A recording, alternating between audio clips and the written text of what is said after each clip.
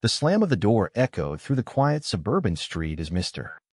Harlan's voice boomed across the lawn. "You two deviants are ruining this neighborhood." Emmett froze on the porch, Nicholas's hand tightening in his, their fingers still laced from the moment they had stepped outside to water the roses. It was a perfect Saturday morning in Oakwood, Illinois, the kind of day that had made them fall in love with this tree-lined cul-de-sac 2 years earlier when they first signed the papers on their little white house with the blue shutters. Now the same street felt like enemy territory. Emmett's heart hammered against his ribs, a familiar ache of shame and defiance twisting together until he could barely breathe. Nicholas pulled him back inside the door, clicking shut like a final barrier against the hate that had been building for months. They had met 5 years ago at a charity art show in Chicago. Emmett, the sensitive high school art teacher with paint always under his nails, Nicholas, the sharp-eyed architect who could sketch entire neighborhoods in minutes. Their connection had been instant, a spark that turned into a fire neither wanted to extinguish. Moving to Oakwood had been their dream, a fresh start away from the noise of the city, a place to build something real. At first, the neighbors waved, smiled, even brought over casseroles when they arrived. But then the rumors started, small comments at block parties, questions about why there were no children, why two men needed such a big yard. Mr. Harlan, the retired factory foreman next door, had been the loudest, his thick mustache twitching every time he saw them holding hands. Today had been the breaking point. Emmett sank onto the couch, his hands shaking as he stared at the floor. "I can't keep doing this, Nick. Every time we step outside, I feel like we're on trial." Nicholas knelt in front of him, cupping his face with steady palms, the same hands that had designed award-winning buildings now trembling with protective fury. "We knew it wouldn't be easy, Em. But running every time someone yells isn't living. Remember the day we painted the kitchen together, how you laughed when I got blue on my nose? That's what we're fighting for." Emmett nodded, tears slipping free, but inside his mind raced with doubt. Was love enough when the world kept screaming no? His own family back in small-town Indiana had barely spoken to him since he came out at 22, his father muttering about biblical, and his mother sending awkward holiday cards that never mentioned Nicholas. The pressure sat on his chest like a stone. That afternoon they tried to pretend normalcy, Nicholas grilling burgers on the back patio, while Emmett sketched the oak tree that shaded their fence. But the laughter felt forced. Across the yard, Harlan's wife glared from her window, her lips moving in silent judgment. By evening, the first anonymous note appeared, taped to their mailbox. "Keep your lifestyle to yourselves, or we'll make sure you leave." Emmett read it aloud, his voice cracking on the last word. Nicholas crushed the paper in his fist, his jaw set in that stubborn line Emmett both loved and feared. "We're not leaving. This is our home." But as they lay in bed that night, the distant sound of a car slowing past their house made Emmett wonder how many more nights he could endure the fear that love might cost them everything. The next morning, the garage door bore fresh red spray paint, two jagged words that burned into their souls. The price of peace suddenly felt impossibly high, and Emmett wondered if Nicholas saw the same cracks forming in his resolve. By Monday, the graffiti had been scrubbed, but the stain lingered deeper in Emmett's mind than any paint could reach. He stood at the school drop-off line, forcing smiles for his students while parents whispered behind their hands. One mother pulled her child away a little too quickly after noticing the rainbow pin on Emmett's backpack. The humiliation burned hot and private, a secret wound he carried home to Nicholas, who was pacing the living room, phone in hand. The 808 just called again. Noise complaint at 11 p.m. We were asleep, Em. Someone's lying.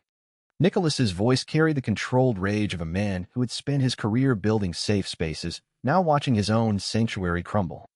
Emmett dropped his bag and crossed to him, wrapping arms around the solid warmth that had always been his anchor. "Maybe we should talk to them. Explain we're just like everyone else." Nicholas pulled back, eyes flashing. "Explain what?" "That we pay taxes, mow our lawn, love each other." They don't want explanation, they want us gone. That evening, Emmett's phone rang, his mother's voice tight with forced cheer. "Honey, your father saw something online about your neighborhood. Are you sure it's safe there?" "Safe?" The word landed like a slap. Emmett gripped the counter, knuckles white. "Mom, we're happy here. Nicholas is my family." A long silence, then the sigh he knew too well. "We just worry. You could come home, meet a nice girl, settle down." The old script. Emmett hung up, heart pounding with a familiar mix of guilt and fury. Nicholas found him later on the porch staring at the darkening sky. They want me to choose. You or them. Nicholas sat beside him shoulder to shoulder, the quiet strength that had carried them through so many storms. Then choose us him. Every single time. But doubt gnawed at Emmett's edges. What if choosing us meant losing the fragile acceptance they had scraped together? The harassment escalated in small, vicious ways. Tires slashed on their driveway, overnight anonymous emails to Nicholas's firm hinting at his personal life.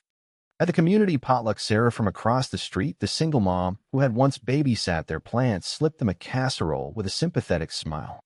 I don't agree with what they're doing, but people are scared of what they don't understand. Her words offered little comfort when Harlan cornered them at the mailbox the next day, his face flushed with righteous anger. This used to be a family street. Kids playing ball, not whatever you call this. Nicholas stepped forward, chest out, voice steady as steel. Our family lives here too. Harlan spat on the ground, turning away, but the threat hung heavy. That night in bed, Nicholas traced patterns on Emmett's back, his touch a silent promise. We'll fight this together. Emmett wanted to believe it, but the internal war raged louder. How much love could survive when every neighbor's glare felt like a betrayal of the American dream they had chased so hard? The rock shattered the bedroom window at midnight, glass raining down like accusations. Emmett bolted upright, heart in his throat, Nicholas, already on his feet, grabbing a baseball bat from the closet. They stood together in the dark, listening to footsteps retreating into the night. The police arrived an hour later, notepad in hand, but the officer's shrug said everything. No witnesses, no camera. Could be kids. Nicholas's laugh was bitter, hollow. Kids don't write fags, go home on rocks. Emmett swept glass with shaking hands, each shard cutting deeper into his sense of security. By morning, the story had spread through the block, eyes avoiding theirs at the bus stop. Sarah brought coffee, her face pale. I heard Harlan bragging at the bar last night. He's organizing a petition. Emmett felt the ground shift beneath him. At work that day, a parent complained about his lesson on diversity pulling their kid from class. The principal called him in, voice sympathetic but eyes wary. We support you, Emmett, but optics matter. Nicholas faced his own storm at the firm, a whispered meeting about client comfort.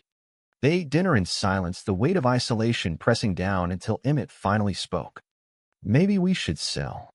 Start over somewhere else. Nicholas slammed his fork down, eyes blazing with hurt. Run. That's what they want. To make us disappear. But what about us, Nick? What about the life we promised each other? Tears came then, hot and unstoppable. Nicholas pulled him close, foreheads touching, the raw vulnerability between them exposed. I love you more than any house, any neighborhood. But if we leave now, we let hate win. The moral line blurred in Emmett's mind, right and wrong, tangled with fear for their future. Emmett's brother arrived unannounced the following weekend, suitcase in hand, claiming a business trip, but his eyes betrayed the family mission. They sat in the living room, tension thick, as Nicholas poured coffee, hands steady despite the storm brewing. Dad sent me. He thinks you're throwing your life away. Emmett's chest tightened, the old wounds reopening. This is my life. Nicholas is my choice. His brother leaned forward, voice low. People talk him. The firm Nicholas works for called Dad. Reputation matters. Nicholas excused himself, but Emmett caught the flash of betrayal in his eyes. Later, alone, Nicholas confronted him. Your family will always see me as the problem. Emmett reached for him, but the distance felt vast. I'd offended you. But the seed of doubt had been planted.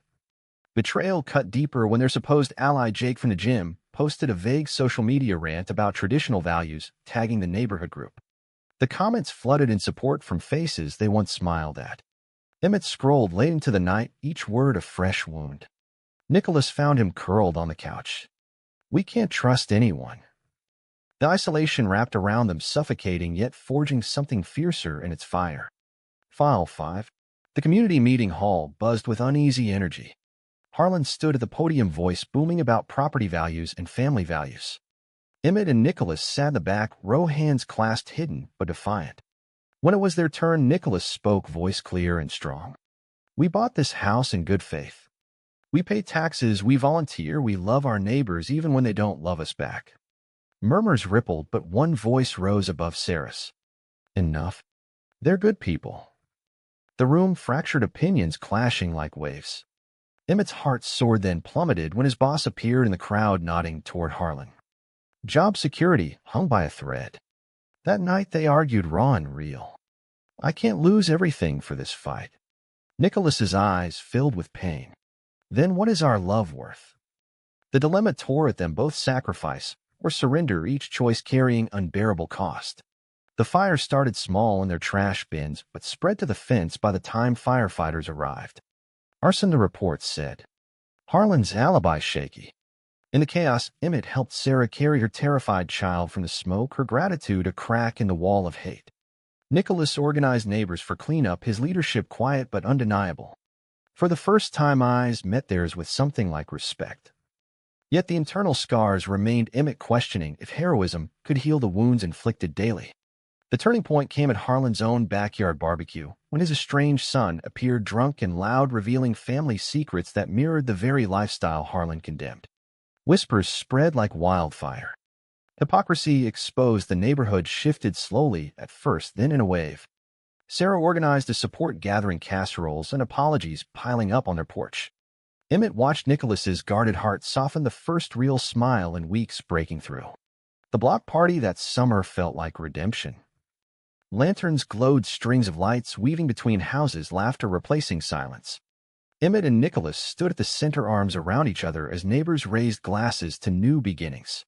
Harlan stayed away, but the community had chosen. Yet as fireworks lit the sky, Emmett wondered if true change had come or merely convenience. Nicholas kissed, his temple voice soft. We stood our ground, Em. That's what matters. In the end, the neighborhood had united behind them, but the question lingered heavy and unresolved. True or false? Communities only embrace love after it survives their worst attempts to destroy it.